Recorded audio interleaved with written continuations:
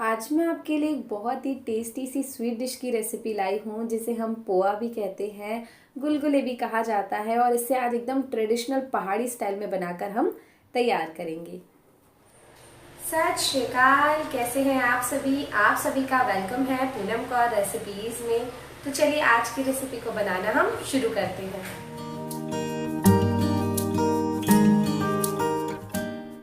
तो दोस्तों, आज की रेसिपी बनाने के लिए सबसे इम्पोर्टेंट जो चीज़ है वो है मेज़रमेंट। तो हमने यहाँ पर एक मिक्सिंग बोल में ले लिया 1 कप मैदा। उसके बाद हम इसमें लेंगे आधा कप सूजी। सूजी यहाँ पे हमें बिल्कुल महीन वाली लेनी है। अगर आपके पास महीन वाली सूजी नहीं है तो मोटी सूजी को मिक्सर जार में चला लीजिए और उसके बाद उसका इस्तेमाल कीजिएगा। और साथ ही हमने यहाँ पर लिया है आधा कप चीनी, पिसी हुई चीनी यानी कि पाउडर्ड शुगर का मैंने यहाँ पर यूज़ किया है। ये 3 बेसिक चीज़ें आज की रेसिपी की जान है। सबसे पहले क्या करना है, आपको मेज़रमेंट बिल्कुल परफेक्ट रखना है। कोई भी एक बर्तन या कटोरी या कोई भी कप सेट कर लीजिए, उसी से सभी चीज़ों का आप मेज़रमेंट कीजिएगा। अब हम उसके बाद क्या करेंगे, इसमें ऐड करेंगे दूध। तो दूध यहाँ पे मैंने हल्का गुनगुना इस्तेमाल किया है, ठंडा दूध हम यहाँ पर यूज़ नहीं करेंगे। थोड़ा थोड़ा करके हम इसमें दूध डालेंगे और उसके बाद इस तरह से इसे मिक्स करते जाएंगे। हमें यहाँ पर अच्छा गाढ़ा सा घोल बनाकर तैयार करना है। वैसे अगर आप चाहें तो दूध की जगह पर पानी का भी इस्तेमाल कर सकते हैं, पर जो दूध से ये रेसिपी बनकर तैयार होती है ना, तो उसका रिजल्ट बहुत ही अच्छा आता है। तो मैं आपको पर्सनली सजेस्ट करूँगी कि आप इसे दूध से ही बनाएं। अब हम इन सभी चीज़ों को बहुत अच्छी तरह से मिक्स कर लेते हैं स्मूथ होने तक। और अब आप देख सकते हैं कितने बढ़िया से सब कुछ मिक्स हो चुका है। काफ़ी अच्छा गाढ़ा सा बैटर बनकर हमारा तैयार हो चुका है। तो अब बस हम क्या करेंगे, हम इसे ढक्कन लगाकर छोड़ देंगे। क्योंकि हमने इसमें सूजी का इस्तेमाल किया है तो हमें इसे रेस्ट करने के लिए रखना होगा, ताकि जो हमारी सूजी है वो अच्छी तरह से फूल कर तैयार हो जाए। तो मैंने यहाँ पर बहुत बढ़िया से इसे मिक्स कर लिया और उसके बाद हम इसे कवर करके रख देंगे।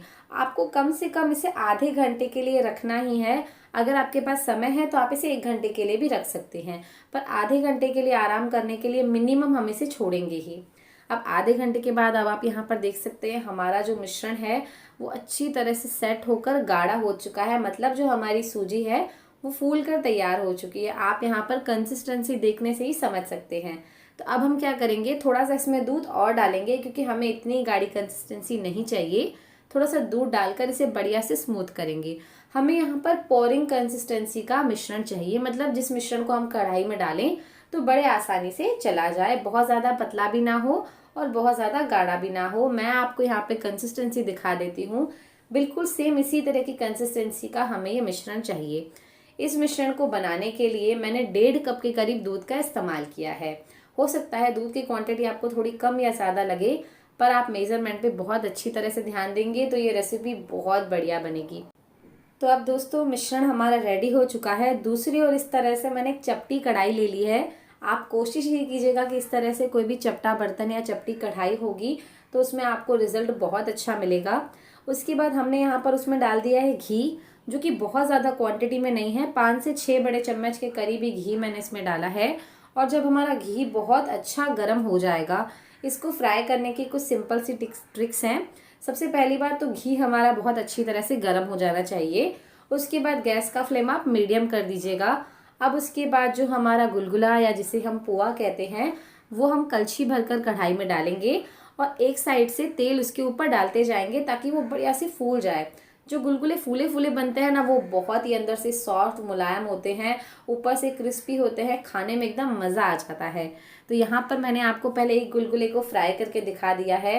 ये देखिए, पहले मैंने हाई फ्लेम पर मिश्रण को डाला, दोनों साइड से घी लगाते हुए एकदम फुला दिया, अलटते पलटते हुए एकदम क्रिस्पी गोल्डन ब्राउन होने तक इसे फ्राई कर लिया। अब हम यहाँ पर आपको कई सारे गुलगुले फ्राई करके दिखा देते हैं। तेल गरम होना चाहिए।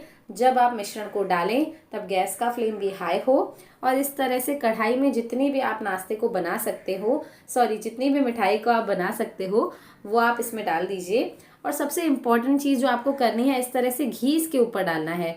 ऐसा करने से क्या होगा, हमारा गुलगुला बहुत ही बढ़िया से गोल गोल और बढ़िया से फूल कर तैयार हो जाएगा। जैसा कि आप देख सकते हैं बहुत अच्छी तरह से हमारी जो ये रेसिपी है फूल कर तैयार हो रही है।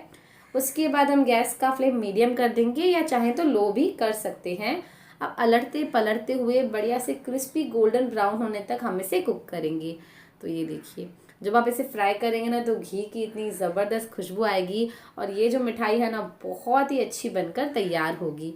तो यहाँ पर हम इसे टर्न कर देते हैं। देखिए सभी हमारे जो गुलगुले हैं वो फूल कर रेडी हो चुके हैं। तो यही साइन है कि हमारा जो मिश्रण था वो बिल्कुल ही परफेक्ट बना था। जितना अच्छा आप मिश्रण को रेस्ट करने के लिए रखेंगे उतना ही परफेक्ट आपको रिजल्ट मिलेगा। तो अब दोनों साइड से इसी तरह से अलटते पलटते हुए हमने इसे फ्राई कर लिया है और अब आप देखिए इतना प्यारा सा इसका कलर चेंज हो चुका है।